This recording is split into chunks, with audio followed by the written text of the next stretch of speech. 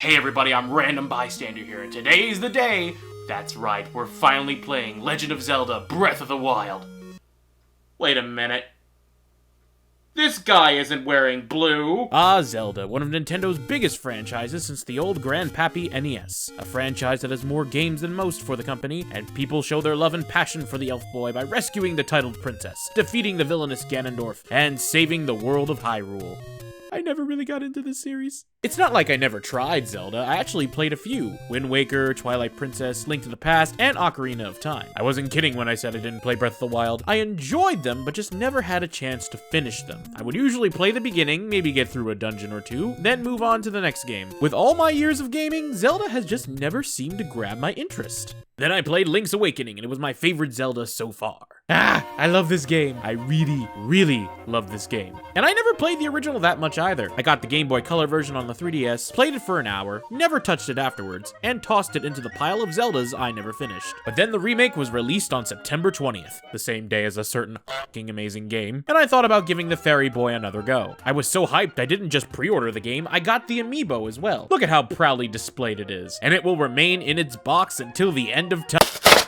Out of the box with you, you adorable Link, you. I wasn't able to beat the entire game, but I played a decent amount of it to summarize my opinion. Not only that, I am streaming the game on my Twitch channel, where I plan to finally beat a Zelda game. Maybe even 100%, who knows? You better follow me on there to see if I do it, and subscribe to the channel, why not? Alright, that's enough self-promotion. Let's take a look at Legend of Zelda Link's Awakening. The game starts out with some gorgeous animation. You know how I feel about animation. I love animation. And this is such a great way to open the game. After lightning strikes, you are on an island, saved by a mysterious girl, and you hear the classic theme. What an impression. Seriously. What an impression. I know they did it in the Game Boy, but that was all pixelated. Still good, but limited. This is the version that grabbed my interest and made me not want to put the game down. Link is sailing in a storm and winds up on a deserted island called Kohilent Island. Link's got some princess to save in one of the other games he's in, so he's got to get out of this place. Once Link finds his sword, Link is approached by an exposition owl, who tells him the only way to get out of this island is by collecting the instruments of the sirens and waking the windfish. From then on, Link meets the citizens of Kohilent, faces a variety of enemies, and travels throughout the island to wake the mythical fish, and find a way back to Hyrule. There's usually a typical pattern when it comes to this Zelda game. Exposition Owl tells you have to get an item or a key. You accomplish a task, such as explore a new place or do a favor for someone, to get said key. Once you unlock the door, you enter a dungeon, then slash your way through, solve puzzles, and collect more keys. You find a map, a compass, and a new item that will help you progress further through the dungeon. You get the boss key, fight the boss, collect a heart piece, and then find an instrument to wake the windfish. Rinse and repeat for about 8 times, maybe. Okay, that may be simplifying it a bit too much. Despite how repetitive these dungeons may seem, I never found them boring, as the puzzles were challenging enough to keep my interest, yet not extremely difficult to the point I don't want to play the dungeon. You usually get some sort of reward after every room you clear, which makes you want to not only make it to the end, but clear every room in the dungeon. I know this is classic Zelda, and some people may be sick of the formula, but as someone who has not been exposed to Zelda tropes much, it was great to play and enjoy. Also, the way Link controls is pretty great. You swing your sword, pull out your shield, obviously, but as stated, you get power-ups after every dungeon, like the feather where Link can jump, a bracelet that helps you pick up bombs and other objects, a dash ability where the only thing missing is a cartoon sound effect, and tons more to name a few. Again, standard in Zelda, but new to me, or at least somewhat new to me to someone vague with the franchise. I will say sometimes the dungeons did get a little cryptic at points, nothing too tough, but nothing hugely obvious. Also, some item placements have not aged well. I have to walk all the way to one side, fight the Shy Guys to get the key from the other side, get the key from the other side, and go all the way back. Not only that, some enemies are a bit annoying to deal with, especially if you beat some, leave the dungeon screen, then have to fight them all over again. You can lose your hearts relatively quickly if you aren't careful. Although even that isn't that big of a deal, as while you're transported back to the beginning of the dungeon, you still keep all your items and your progress autosaves. Heck, in the overworld it's even easier, as you'll often spawn in the same place you were right before you kicked the bucket. Speaking of the overworld, there is a lot to talk about it. And how strange it is. Your name is Link, right? How do I know this? Because you're a creeper who likes watching me sleep? No, it's because he read the name on my shield. You got your sword! You know it's yours because it has your name on it. Doesn't always work like that, Link. Believe me, I've tried. Alright, let's adventure outside this house. Oh my Ganondorf, this game looks so beautiful. I love the art style so much. It's just an overall pretty and colorful town and environment, all mixed with the chibi designs of the villagers. It's just so adorable. One complaint I do have is with the game's frame rate. I'm not an expert at seeing these things, but the grass did look a little blurry at points whenever there was a whole bunch of grass in a field. It's not too bad, but on an HD TV it can be noticeable. It reminds me of the Rankin Bass animations, like what you would see from the Rudolph Claymation specials. Everything in this game is almost toy-like, and it works with the wackiness this game has to offer. And this game is definitely wacky.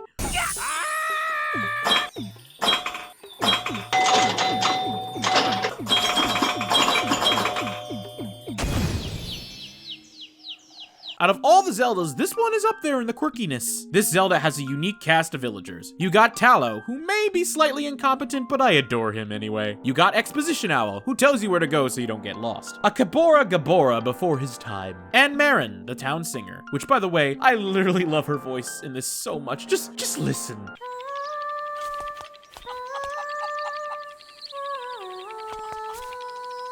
Move over, Bernadette Peters. Marin's deserving the Tony this year. Does anyone else but me know who Bernadette Peters is? And a whole variety of characters that have such unique designs that this art style really complements. Some are more memorable than others, but all are quirky in some way, shape, or form. Oh look, it's Grandma Yahoo! Where's Grandpa Google and Uncle Bing? There's also Alrira?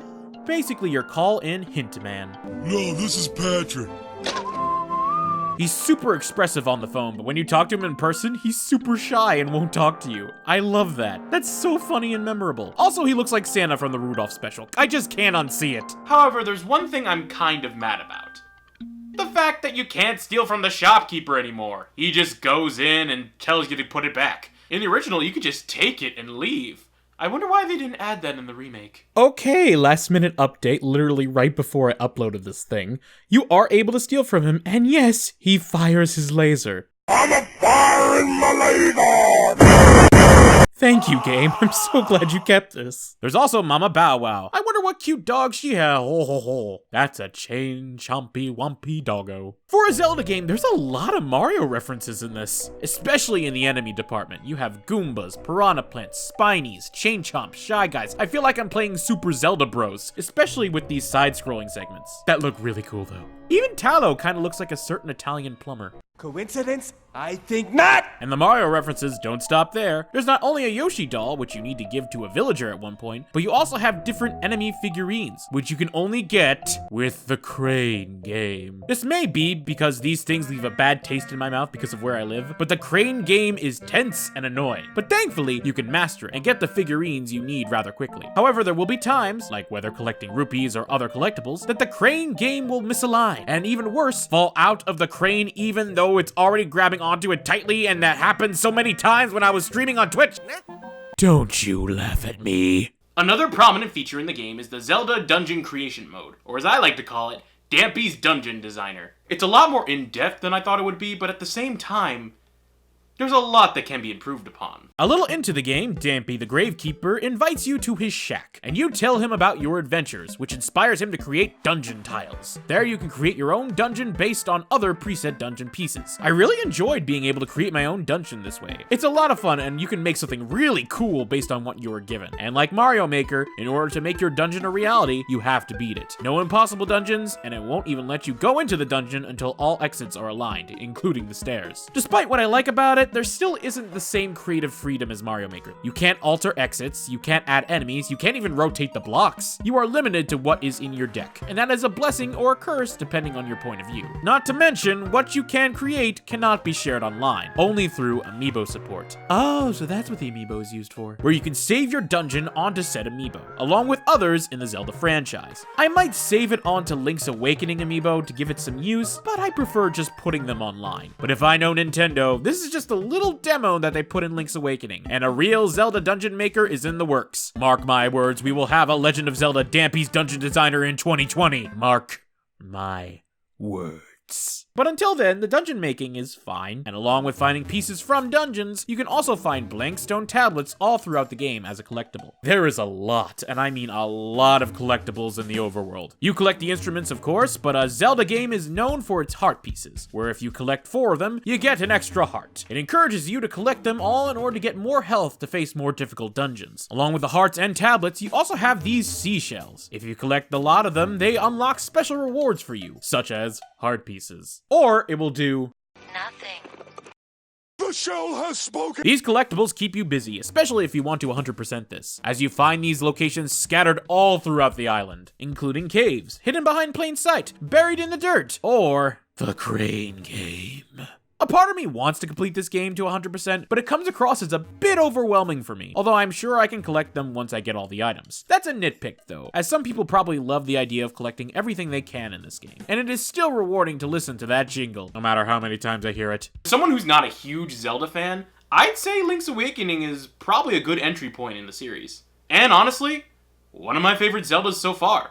The cartoony claymation art style combined with the refined gameplay made this a really enjoyable game for me. I wasn't sure if I would be into it at first, but I'm so glad I gave it a shot. There's a lot of people who love this who are fans of the original, and it's also a game for those who want to try an old-fashioned Zelda game for the first time. I'm truly glad that this game awakened my love for the Zelda franchise. And I will make this the first Zelda game I finish. I will beat it on Twitch. I'll be streaming it along with other games on there, so don't forget to follow me there. Oh, and don't forget to like and comment and subscribe. Oh, and there's a Twitter too, and wait, no.